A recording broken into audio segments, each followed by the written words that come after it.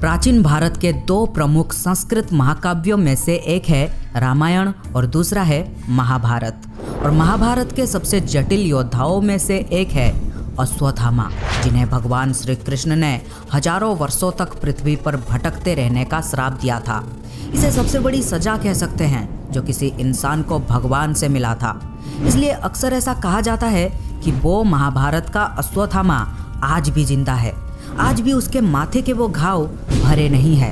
पिछले 5000 सालों से वो यहीं कहीं भटक रहा है, लेकिन कई लोगों का ये विश्वास है कि अश्वत्थामा अभी भी जिंदा है। इस बात में कितनी सच्चाई है, इसे जानने के लिए हमें अश्वत्थामा के बारे में जानना होगा, उसके रहस्यों के बारे में जानना होगा और जानना होगा कि आखिर अश्वत्थामा ने ऐसा क्या किया था जिस वजह से उसे इतना बड़ा दंड मिला। अश्वत्थामा कौरवों और पांडवों के गुरु द्रोणाचार्य और माता कृपी देवी के पुत्र थे। महाभारत युद्ध से पूर्व गुरु द्रोणाचार्य और माता कृपी देवी कई तीर्थ स्थलों की भ्रमण करने के लिए निकले थे। जब वे हिमालय के ऋषिकेश नामक स्थान पर पहुंचे तब उन्हें तमसा नदी के किनारे एक दिव्य गुफा के अंदर तपेश्वर नामक स्वयंभू शिवलिंग दिखाई दिया, जहां गुरु द्रोणाचार्य और माता कृपी देवी ने कई वर्षों तक भगवान शिव की तपस्या की थी। उनकी तपस्या से प्रसन्न होकर भगवान शिव ने उन्हें पुत्र प्राप्ति का वरदान दिया।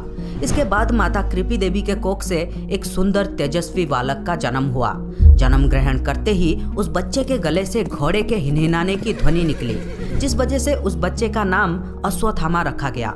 जन्म से ही अश्वत्थामा के माथे के केंद्र पर एक अमूल्य मणि भी विद्यमान थी, जो कि उसे सभी प्रकार के दैत्य, दानव, शस्त्र, व्याधि, देवता तथा नाग आदि से निर्भय रखता था। इसके अलावा वे भगवान कृष्ण की तरह ही 64 कला और 18 विद्या के स्वामी थे। महाभारत युद्ध के समय गुरु द्रोणाचार्य जी ने हस्तिनापुर राज्य के प्रति निष्ठा होने के कारण कौरवों का साथ देना उचित समझा। अश्वत्थामा भी अपने पिता की तरह ही सभी प्रकार के अस्त्र शस्त्र विद्या में निपुण थे। महाभारत युद्ध में वे कौरवों पक्ष के एक सेनापति थे। उन्होंने घटोत्कच पुत्र अंजन प्रभा का वध किया। उसके अतिरिक्त द्रुपद कुमार, शत्रुंजय, बालानिक, जयानिक, जयसेव तथा राजा श्रुतराहु का भी वध किया। उन्होंने कुंती भोज के 10 पुत्रों का भी वध किया था। पिता पुत्र के इस जोड़ी ने महाभारत युद्ध में पांडव सेना को तितर-बितर कर दिया। पांडव सेना की पराजय देखकर भगवान श्री कृष्ण ने युधिष्ठिर से कूटनीति अपनाने को कहा। इस योजना के अंतर्गत ये सूचना प्रसारित कर दिया गया कि अश्वत्थामा युद्ध में मारा गया, जबकि जो असल में मारा गया था वो अश्वत्थामा नाम का एक हाथी था। जब गुरु द्रोणाचार्य ने धर्मराज युधिष्ठिर से अश्वत्थामा की सत्यता जाननी चाहिए तो उन्होंने उत्तर दिया कि अश्वत्थामा का वध कर दिया गया है, परंतु उन्होंने बड़े धीरे स्वर में परंतु हाथी कहा और झूठ बोलने से बच गए। इसके अलावा भगवान श्री कृष्ण ने उसी समय शंखनाद किया, जिसके शोर से गुरु द्रोणाचार्य अंतिम शब्द सुन नहीं पाए।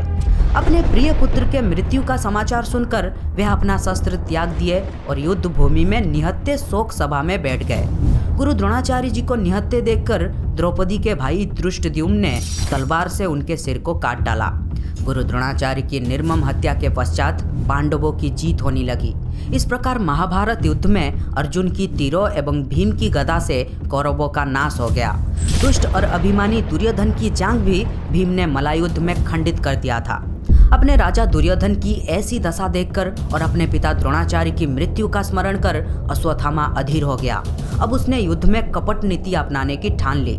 पिता की निर्मम हत्या का प्रतिशोध लेने के लिए अश्वत्थामा ने पहले पांडवों पर नारायण अस्त्र का प्रयोग किया।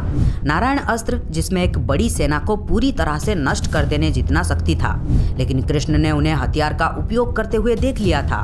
इसलिए उन्होंने पांडवों को इसके सामने झुकने को कहा, क्योंकि इस अस्त्र को शांत करने का यही एकमात्र तरीका था। पांडवों ने ऐसा ही किया और अपनी जान बचाई। नारायण अस्त्र के विफल होने के बाद अश्वत्थामा और अधिक क्रोधित हुआ और उसने पांडवों के खिलाफ अग्नि अस्त्र का प्रयोग किया।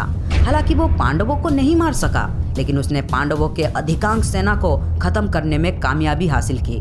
नारायण अस्त्र और अग्नि अस्त्र के विफल होने के बाद दोनों पक्ष के बीच युद्ध हुआ। अश्वत्थामा सीधी युद्ध में धृष्टद्युम्न को हराने में सफल रहा, लेकिन उसे मारने में असफल रहा। उसे सत्यकी और भीम ने बचाया था। इसके बाद अश्वत्थामा ने कृपाचार्यों और कृतवर्मा की सहायता से घोर काल रात्रि में पांडव भाइयों को मारने का घातक प्रयास किया जब वे सो रहे थे। लेकिन उस रात कृष्ण सभी 5 पांडवों को कहीं और ले गए थे। उधर अश्वत्थामा ने पांडवों के शिविर में प्रवेश किया और गलती से द्रौपदी के सभी 5 पुत्रों को सोते हुए ही मार डाला और शिविर में आग लगा दिया।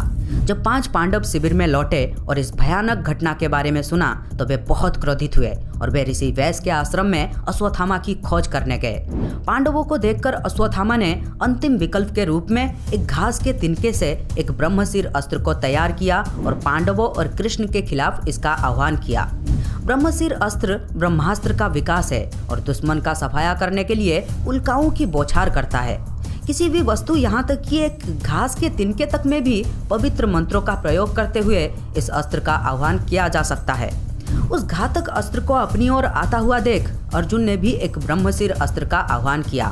शक्तिशाली अस्त्रों के एक आमने सामने के टक्कर को देखते हुए जिसके परिणाम स्वरूप पूरी पृथ्वी का विनाश हो सकता था, ऋषि वैश्य ने अपने योग शक्ति का उपयोग करते हुए उन्हें आपस में टकराने से कुछ समय के लिए रोक देते हैं और उन दोनों योद्धाओं से अपने अपने हथियार वापस लेने को कहते हैं। अर्जुन इस अस्त्र को वापस लेने में सक्षम थे, लेकिन अश्वत्थामा ऐसा करने में असमर्थ थे क्योंकि पिता द्रोण ने उसे कभी भी इस हथियार को वापस लेने का तरीका नहीं सिखाया था। ये उसे केवल एक उदाहरण के लिए दिया गया था। ऋषि वैश्य ने इस हथियार को किसी निर्जन स्थान की ओर मोड़ने का सुझाव दिया जहां यह अस्त्र हानि रहित रूप से नष्ट हो सकता था, लेकिन अश्वत्थामा ने ऐसा नहीं किया बल्कि पांडवों के वंश को समाप्त करने के प्रयास में गर्भवती उत्तरा, जो अर्जुन के पुत्र अभिमन्यु की पत्नी थी, उसकी गर्भ की ओर निर्देशित किया। हालांकि उसके बेटे को बाद में कृष्ण ने पुनर्जीवित किया था। तो इस तरह अश्वत्थामा ने पांडवों के परिवार में सभी को मारने की कोशिश की। इस पर भगवान श्री कृष्ण उससे बहुत क्रोधित हुए और उसे बुरी तरह श्राप दिया। सजा के तौर पर अश्वत्थामा को अपने माथे पर लगा दिव्य मणि समर्पित करने के लिए कहा गया। तब कृष्ण ने अश्वत्थामा को 3000 वर्षों के लिए श्राप दिया कि वे जंगलों में खून से लथपथ भटकते रहेंगे। क्योंकि युद्ध के दौरान उन्हें मृत्यु का कोई भय नहीं था, इसलिए मृत्यु उन्हें नहीं मिलेगी। उसका ना तो कोई अतिथि होगा और ना ही कोई आभास। वे मानव जाति और समाज के भौतिक संचार के किसी भी संपर्क में नहीं होगा। उसके माथे पर इस मणि को हटाने के कारण हुआ घाव ठीक नहीं होगा और उसका शरीर असाध्य रोगों से पीड़ित होगा, जिससे घाव और अल्सर बहेंगे जो अनंत काल तक कभी नहीं भरेंगे। यही वो कारण थे जिस वजह से भगवान श्री कृष्ण ने अश्वत्थामा को इतना बड़ा श्राप दिया।